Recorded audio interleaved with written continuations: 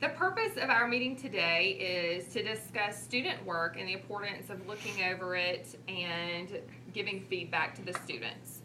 So what we have here, you and I looked through a stack of writing samples from a narrative unit that we just finished up, and Maggie had writing that was what I would consider mastery and actually exemplary for first grade.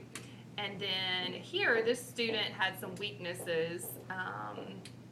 Still great work, but there were some areas definitely that needed improvement.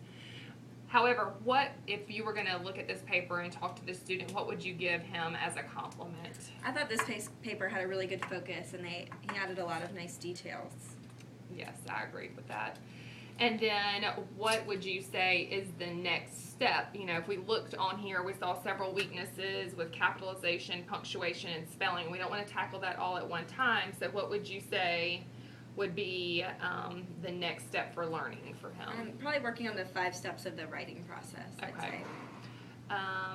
And then what would you just, if you had to zone in and focus on something, again, with the organization, punctuation, and spelling, there were 3 areas here. What would be your main focus? I think word wall words, focusing on those and making sure the spelling is correct. Yeah, I noticed a lot with like it and when were repeated mistakes, and easily, if he just referred to the wall, could have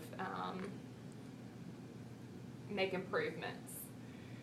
And then the great thing about using these rubrics is that it easily shows us how we can differentiate with each student, and I want to invite you to come in next week and just see how I go around in conference with each student after I model a lesson, just to work on these focus areas. Great. Thanks.